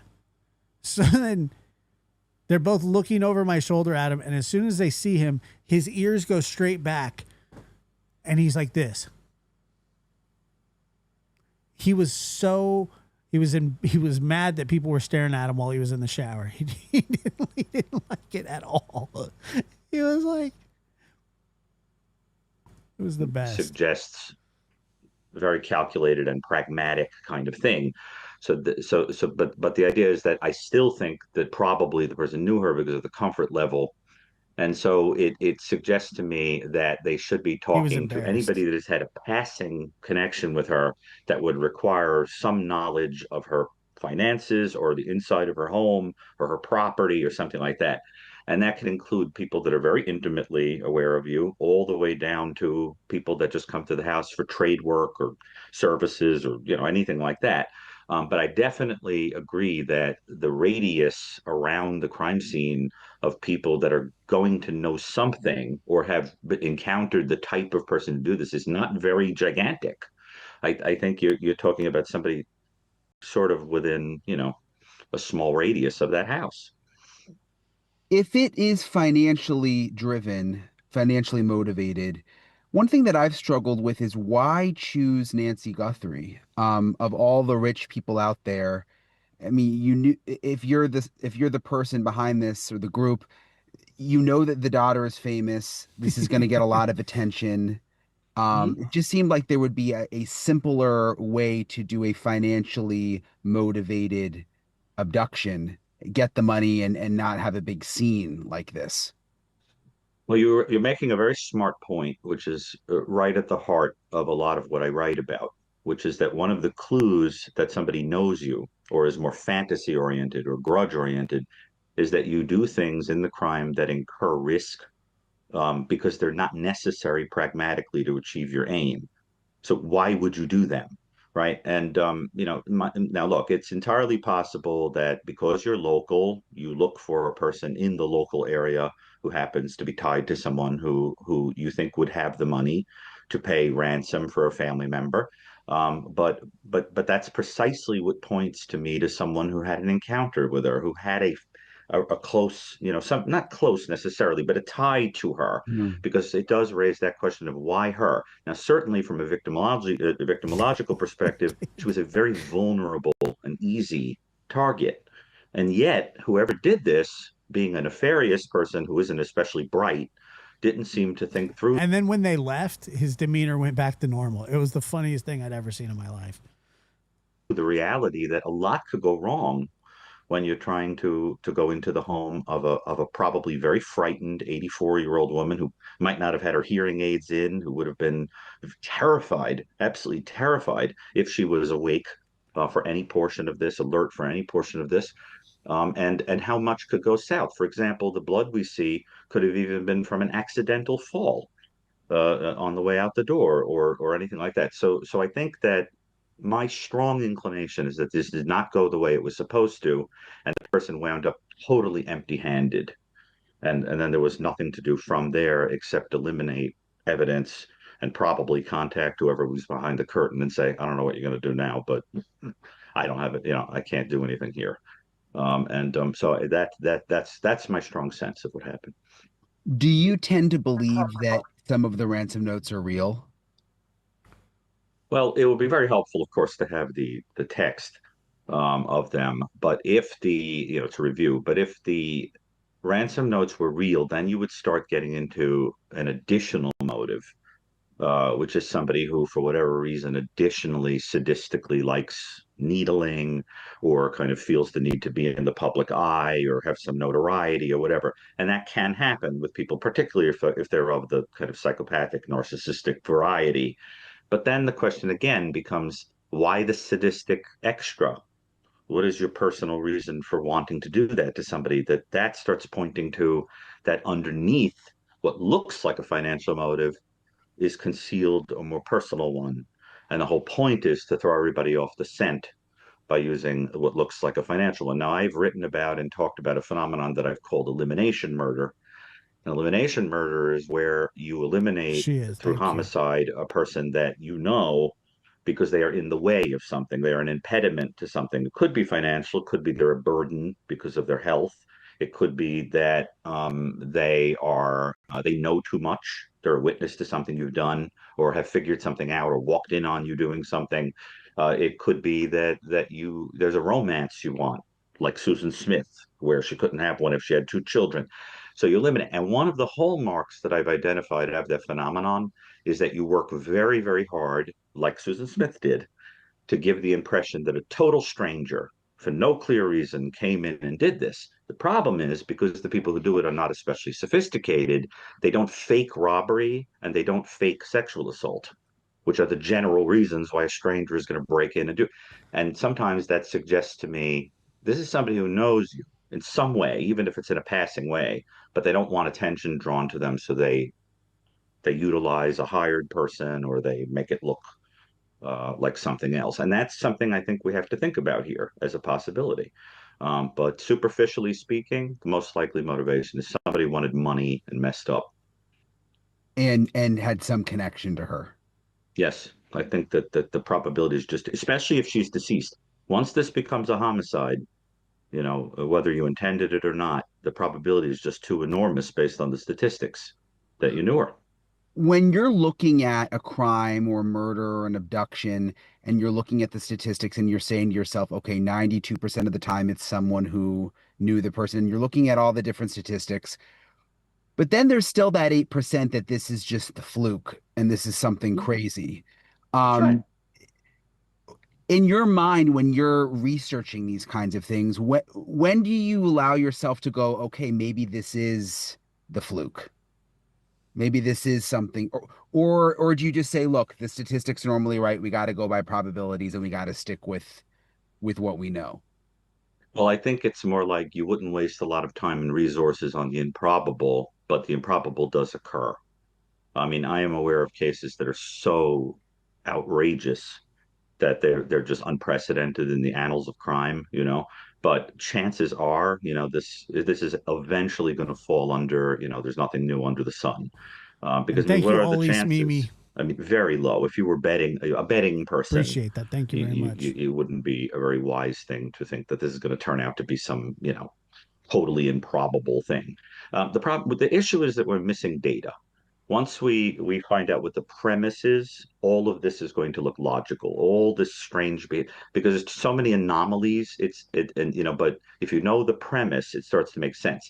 I use the same approach when I work with people, for example, who have psychotic disorders. Their behavior can look super disorganized, but once I know the premise of what they believe or what they're hearing or seeing, then all of that behavior starts to make logical sense. You just have to take the time to find out the. I think when Brian asked just a little bit ago, like why Nancy, if you're going after somebody who's, they're more rich, they're richer people, more famous people, but I think that whoever this was, I think knew that there were lapses in security, that it would be hard to, or that it would be much easier to sort of get away with this because they had intimate knowledge of the house or inside information given to them, i.e. the back door, the Nest cameras, things like that. So I think that the lack of security was probably a big motivator in this. I don't think that they just randomly knew that there wasn't a lot of safeguards. I believe they knew that there was. I think there was people in and out of that house, you know. Premise upon which it's based. We are too quick to think that things are just chaotic or disorganized. For example, we may eventually find out that there was a rational reason for waving flowers in front of the camera. It's one of the things I want to know, because unless you're an absolute imbecile, why would you do that? Right. There are questions like that I think are going to make sense later. Yeah, and you're talking about when the suspect picked up the shrubbery or whatever it was and was. Yes. We don't really know why he did that. We don't know the why. Yeah. That's the I think he was trying to just like put him over the top of him or something. I don't know. key, the why. And once we know the why, a lot of this will start to make a lot more sense. You use the waiter and the chef analogy, and that you think that there's more than one person involved in this. And we know that there's like the $1 million plus reward now. Statistically, I don't know if there are statistics for this, but do accomplices turn on the boss? I mean, is there a chance that we'll see that happen where the getaway driver or Enton should read the article they wrote about me in Yahoo. One of the people below, whoever planned this, will come forward? Well, contrary to popular belief, there's very little honor among thieves. And money can be a very big inducement, which then raises the question, why is it not inducing anybody? That's very strange to me. Of course, it may be that the person, the accomplice, is dead, or the accomplice is at risk of being eliminated, because the larger the chain of people, the greater the risk to the person in the center. So it is entirely possible that the person has got out of Dodge, or is keeping their mouth shut, or is afraid, or something like that. But I think that if it was as simple as, look, I could get this money, toss this person under the bus, and go live scot-free. But one of the other great puzzles of this case is why over $1 million has not been an attractive enough inducement. That's also very peculiar, and it could be because coming forward would just be too incriminating to the person involved more directly. So somebody has to be afraid to do so. Yeah, makes sense. Something else you said struck me, because I've heard it not from any, professors or experts like you, but from some street cops said to me, I bet it's going to end up being a prisoner or someone in jail who has the tip. And that was just their sense. And I think you said the same thing, which I thought was interesting. Why do you believe that? Well, because as I said, the hints that I get from the video footage of the camera guy suggest somebody with probably psychopathic quality, and people like that tend to have traits that go all the way back to childhood, of kind of delinquent behavior, versatile kind of crime, doing all kinds of things all over the map. Now there are more high functioning types that could be more fragmented and wind up in power or heads of corporations or things like that, where there's less overt stuff that is criminal like that, or more white collar. But what we tend to see with more lower functioning, primitive psychopathic types is they've been in trouble a lot, and they've come to the attention of law enforcement, sometimes even for petty things, shoplifting or something like that.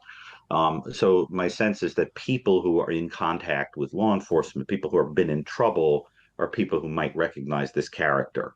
But I also think that a person who is in an incarceration setting is going to be less afraid to say something about such a person if there is that element of danger. So let's put it this way: it can't hurt to go around asking. I also think, based on that type of character, you'd want to speak to the demi-monde. You'd want to talk to things like sex workers in the area and people like that. Because, if a person who's up to no good comes into some money, chances are they're going to do something like that, or use it on drugs or alcohol or something like that. So you should be talking to people on the outskirts of the local society who may go, oh, yeah, look at the way that guy walks. I know just who that is. I recognize that guy anywhere. Because if you think of anybody wearing a mask, walking, wouldn't you still recognize their body? and the way that they're moving. I mean, anyone you would know who they were, even in a mask. I think you would, especially if they have characteristic way of walk. So that's what I'm saying. I mean, you just need someone who goes, "Oh yeah, like look at that. I know who that is." And I don't think it's going to be, the local Boy Scouts or the head of the church, locally. It's going to probably be the people on the out that, in the no good patches of the local area. You mentioned it. We don't know what law enforcement has behind the scenes. But like Dr. Burgess, one thing she told me was she thinks they need to release more to the public when it comes to like a profile. Do you agree? Is there anything that you think, and again, based on the statistics, based on what you know about how other cases have been solved, that they should be releasing to help move this along? Well, I knowing Dr. Burgess very well, I know exactly what she means. I mean, from all of her experience with this, the idea is that ultimately someone out in the public has encountered this character. And the thing is, all you need, I'm telling you, once they get that guy on the door, the whole thing is going to rapidly unravel if there's anyone else involved. And so I think what she's saying is very similar to my point about someone's going to recognize him. If you put, especially if you put a reward out there, for the general public, I could see. Now, one other thing that could be helpful, especially if it turned out that any of the ransom notes, any of them were real, is that because this is somebody who may like the notoriety and the attention, it might be helpful if law enforcement did something like hold a public event or a memorial service or something like that, because that type of offender tends to come to it. Or, for example, I'm quite convinced, just as I was with Brian Kohlberger, that this offender probably has watched some of the coverage and is trying to know if people are on their heels. To want to know, how scared should I be? Should I get? It's not a particularly frightened individual that we see on the door, but they're not stupid enough to want to get caught, so they're going to pay. But they are stupid enough to wave flowers in front of the Nest ring cam. Pay attention to that stuff. So I think some kind of public event where the person could theoretically come there. There are very brilliant techniques law enforcement has used over the years. In the interest of time, I don't know if you want me to give you an example, but It's interesting. What do you mean? Well, just to give you an example of that, when they were looking for the Zodiac killer in California in the 1970s, they understood that the Zodiac killer was very ego-driven, and when the movie Serpico came out, which had a character that was sort of based on the Zodiac, and there was a police chief in there that was based on Inspector Toschi, who was on the case in, I think, San Francisco. They put a box in the lobby, I think at the premiere, that said something like to the general public, like, so after the movie, who do you think the Zodiac is? And people were slipping little notes in there, and there was a police officer hidden inside the box to read them as they were dropped in and arrest anybody who said something like, I'm the Zodiac, because they wanted the attention. So you can use that kind of psychology against these offenders. Another classic place where people, particularly more fantasy-oriented serial killers, tend to show up is at memorials or graves, burial sites of people that they've killed. The one note that fascinates me, if it is real, is the one about we didn't know how weak her heart was. Not only because it would be in line with the hypothesis that I'm putting forward that something went south in an abduction attempt, which is one of the two big possibilities based on statistics, but it would also make absolutely no sense. It's sort of like bad writing. If you're writing a book, your editor would say it doesn't make sense that you have somebody so cruel and psychopathic and sadistic that they would show up in a nonchalant way and take an 84-year-old woman out of the house bleeding and send ransom notes, and then they would send you an apology. We're really sorry that we did. If it turns out that that is real, then it really does point to someone who not only knows the victim, but may even know Savannah, and that the individual has some modicum of human feeling in there, or maybe there's more than one person, one of whom is more sensitive than the other, than the others or the other. So I don't know, but right now everything inclines me to think that those notes were just written by opportunistic people who are either financially driven themselves or are sadistic. Yeah, it's interesting you say that about maybe At someone who knew Savannah. 6865 donated $5 through Super Chat. Totally random. I wonder if Zodiac could have been a cop. It's a good question. I mean,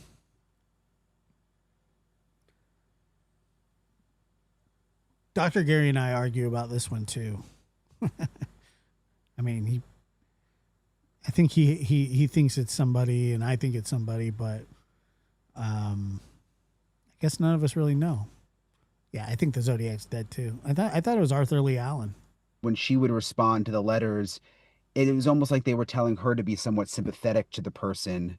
Like she was always like kind of really nice about it. And it's interesting what you say about killers sometimes going to the memorial, because I remember going to the memorial in Idaho before Brian Koberger was caught. There was this big memorial at the gymnasium at the University of Idaho for the victims.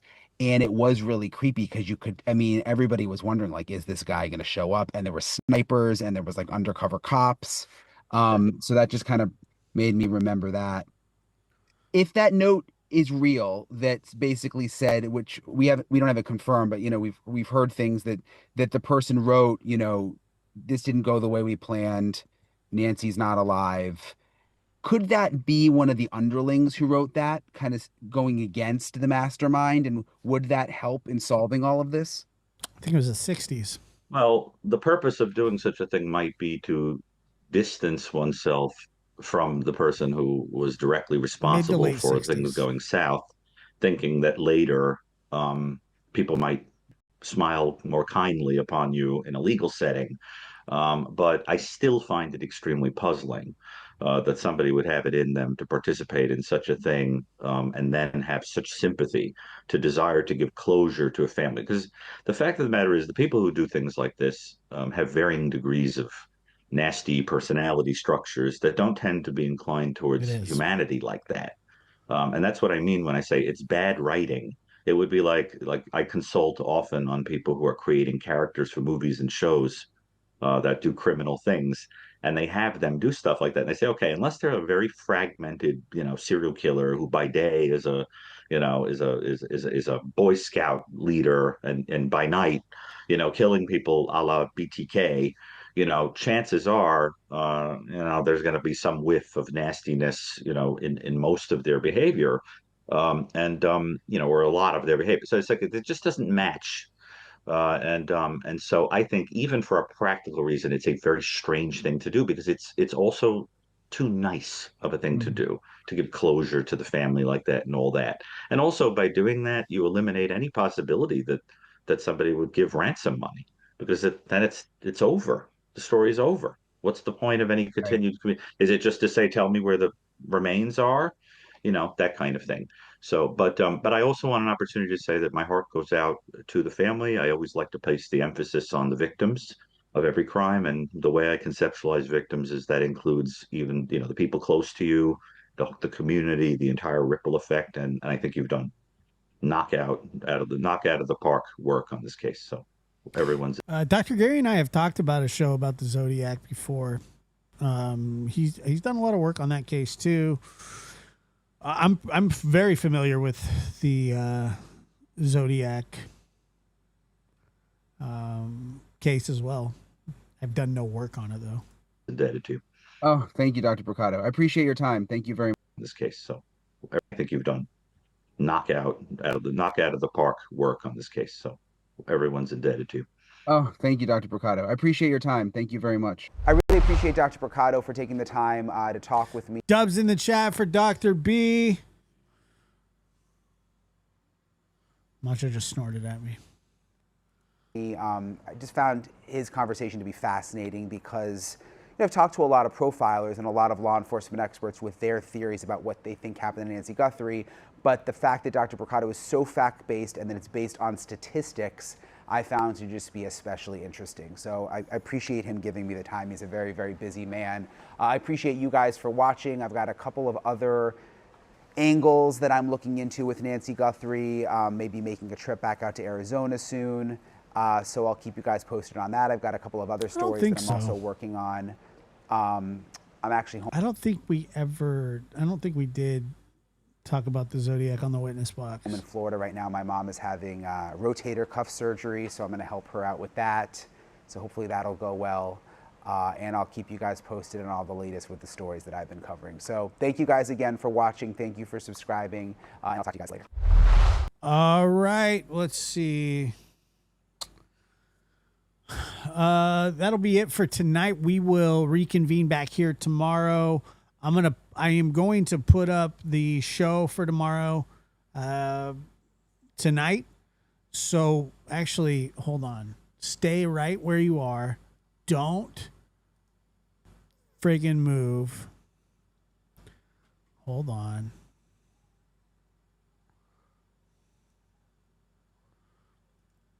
Hold on.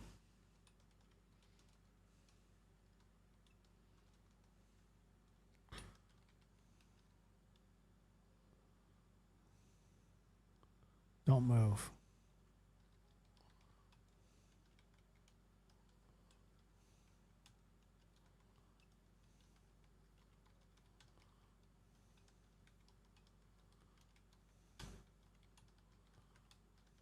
You know what, I still need to ask John, but I'm scheduling it for tomorrow at 6 o'clock my time, April 16th, p.m. Boom, it's up. Hit the notification bell. Be there. And I think you guys will like it. We'll have yeah, it was great. A great interview. I'm looking forward to it as well. And hit that like button on the way out. So, yes, 9 p.m. Eastern time, 6 p.m. Pacific, 7. I said specific. Specifically, it's 6. And then 9 Eastern. Mountain time, I think, is 7. Central time is 8. I'm getting, I know all the time zones. Oh, look, that's the beauty of this, is that you can watch it on the replay. I love that. Hit a bingo for me. Macho's staring at me. Come here. You want to come here? Come on. Come on. Want to say hi? Come here. Macho, come here. You're so heavy. All right, hold on. I'm going to put it on big screen. You guys want to say hi to Machi? Say hi to Mach.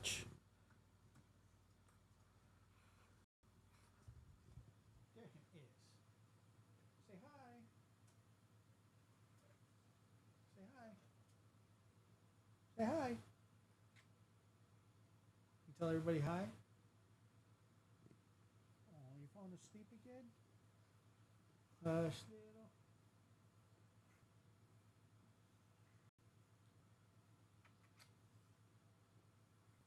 He's tired. Oh, thank you,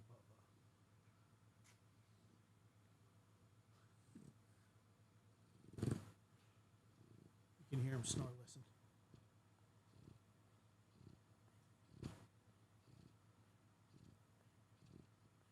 He's falling asleep. Are you falling asleep again? Say hi. Say hi into the microphone. God, you're so fat. All right, guys.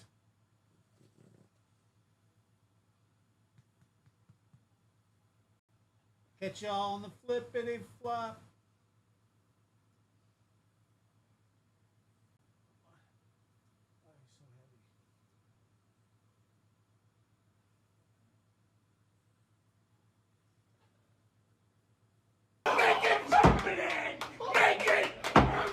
We'll do it live. Do it live. I'll write it and we'll do it live. Thing sucks.